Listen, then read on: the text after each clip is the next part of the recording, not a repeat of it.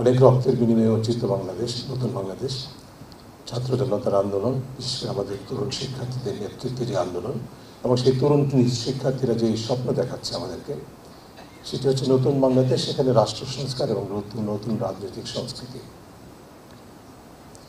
এবং তার অনুঘটক যে প্রতিষ্ঠানগুলো হতে পারে এবং যে আইন হতে পারে সেটি হচ্ছে যে তথ্য কমিশন এবং তথ্য অধিকার আইন। তো আমার একটু প্রশ্ন এখানে, বা নিজের মনের প্রশ্ন আসলে, যে আসলে এই বিষয়টি আমাদের অন্তর্বর্তীকালীন সরকারের কতটুকু নজরে এসছে সেটা খুব আমার কাছে পরিষ্কার নয়। অবশ্যই আমি মেনে নেব যে সরকারের হাতে অনেক অনেক প্রাধান্যের বিষয় আছে, অনেক ইমিডিয়েট প্রবলেম আছে যেগুলো মোকাবেলা করতে হয়েছে এবং হচ্ছে।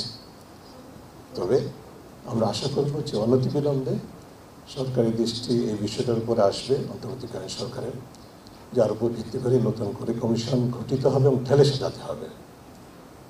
যেভাবে কমিশন এভাবে এতদিন চলেছে সেভাবে চলতে পারে না নতুন বাংলাদেশে।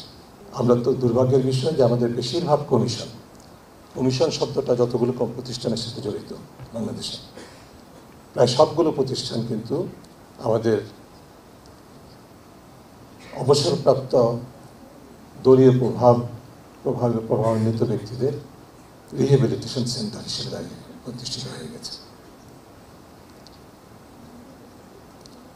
যে কারণে আমরা কাগজে কলমে অনেক কিছু পেয়েছি, কিন্তু বাস্তবে সেটা মানবাধিকার কমিশন হোক, জাতীয় মানবাধিকার কমিশন হোক, তথ্য কমিশন হোক, দুর্নীতি দমন কমিশন হোক, নির্বাচন কমিশন হোক, you name it, just public service commission হোক, সকল কমিশনগুলোকে কিন্তু আসলে তাদের যে প্রত্যাশিত ভূমিকা, জনস্বার্থে কাজ করা সংশ্লিষ্ট আইন অনুযায়ী, সেই কাজগুলো করতে তারা ব্যর্থতার পরিচয় দিয়েছে। আমি মোটেই বলবো না যে কোনো কাজ হয়নি, অবশ্যই হয়েছে। আমি যদি তথ্য অধিকার আইনের কথা বলি একটু পরে বলবো, আমরা অনেক ইতিবাচক অর্জন করতে দেখেছি এবং সেখানে কিছু কিছু ভূমিকা অবশ্যই তথ্য কমিশন হয়ে গেছে। কিন্তু এই যে সংস্কৃতি প্রতিষ্ঠিত হয়েছে, নতুন বাংলাদেশে এই সংস্কৃতির পুনরাবৃত্তি হোক, এটা আমরা চাইবো না। এটা দেশবাসী চায় না, আমার ছাত্র জনতা চায় না। যারা রক্ত দিয়েছে তারা চায়নি, এবং যাদের রক্তের বিনিময়ে আমরা নতুন বাংলাদেশের স্বপ্ন দেখছি, তাদের রক্তের প্রতি অসম্মান করা হবে যদি তথ্য কমিশনকে নতুনভাবে এমনভাবে ঢেলে সাজানো সম্ভব না হয় যে কমিশনটি এই আইনের প্রতি সম্পূর্ণ শ্রদ্ধাশীল হয়ে তার দায়িত্বটি পালন করতে পারবে। তথ্য অধিকার আইনের বেশ কিছু দুর্বলতা আছে, দীর্ঘদিন যাবৎ আমরা সেগুলো নিয়ে কথা বলছি। একটা পৃথিবীতে সব দেশের তথ্য অধিকার আইনের মধ্যেই এক্সেমশন প্লেস বা ব্যতিক্রম তালিকা থাকে। আমাদের ক্ষেত্রে সেটা বিশাল একটা তালিকা।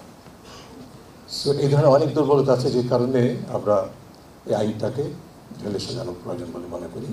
এবং সেক্ষেত্রে আমি সরকারের কাছে আহ্বান জানাবো, সরকারের উদ্যোগে তবে সংশ্লিষ্ট অংশীজনকে প্রত্যক্ষভাবে সম্পৃক্ত করে বাস্তবে তাদের নেতৃত্বে, আমি মনে করি যে আমাদের বেসরকারি অঙ্গনে তথ্য অধিকার ফোরাম নামে একটি সংস্থা আছে, আপনারা জানেন, একটা উদ্যোগ আছে। তাদের নেতৃত্বে এই ক্ষেত্রে যারা কাজ করছেন, গণমাধ্যম সহ সকলের সাথে আলোচনার সাপেক্ষে সবকে সম্পৃক্ত করে তথ্য অধিকার আইনটিকে ঢেলে সাজাতে হবে এমনভাবে যাতে করে যেই স্বপ্ন নিয়ে আইনটি প্রতিষ্ঠিত হয়েছে সেটি বাস্তবায়নে সফল হয়।